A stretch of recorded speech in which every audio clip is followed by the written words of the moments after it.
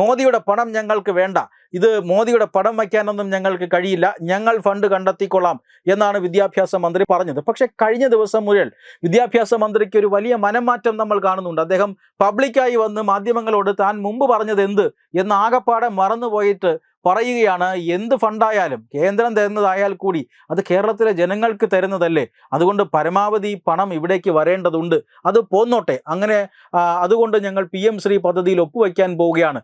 സംസ്ഥാനത്തെ കുട്ടികൾക്ക് കിട്ടേണ്ട പണം എന്തിനാണ് തടഞ്ഞു വയ്ക്കുന്നത് എന്ന ചോദ്യമാണ് വിദ്യാഭ്യാസ മന്ത്രി ചോദിച്ചത്. എന്തുകൊണ്ടാണ് ഇതിങ്ങർക്ക് നേരത്തെ തോന്നാത്തത് എന്ന് കേരളത്തിലെ ജനങ്ങൾ ചിന്തിക്കുന്നുണ്ടാകാം. കമ്മ്യൂണിസ്റ്റുകാരാണ്, കമ്മ്യൂണിസ്റ്റ് സർക്കാരാണ്, കമ്മ്യൂണിസ്റ്റ് മന്ത്രിമാരാണ്, അത് അങ്ങനെ വരൂ. അല്പം കഴിഞ്ഞതിന് ശേഷമേ അതിൻ്റെ ഒരു ട്യൂബ് ലൈറ്റ് പോലെ അത് കത്തി വരുള്ളൂ.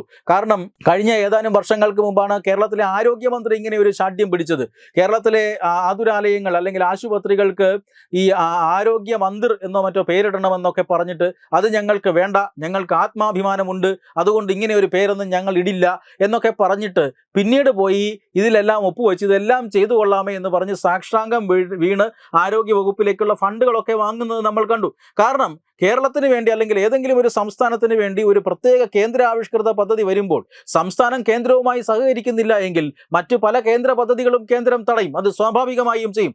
അങ്ങനെ തടഞ്ഞു കഴിഞ്ഞാൽ ഇവിടെ നിൽക്കക്കള്ളിയില്ലാതെ വരും. അങ്ങനെ വന്നിട്ടാണ് ആരോഗ്യ വകുപ്പ് പോയി സാഷ്ടാംഗം വീണ് ആരോഗ്യമന്ത്രെങ്കിൽ ആരോഗ്യമന്ത്രി, മോദിയുടെ പടമെങ്കിൽ മോദിയുടെ പടം, ഇനി ഒന്നല്ലെങ്കിൽ രണ്ടെണ്ണം വയ്ക്കാം എന്നൊക്കെ പറഞ്ഞിട്ട് ആ പദ്ധതിയിൽ ഉൾപ്പെടുകയും കേന്ദ്രത്തിൻ്റെ എല്ലാ മാനദണ്ഡങ്ങളും അനുസരിക്കുകയും ഒക്കെ ചെയ്തത്.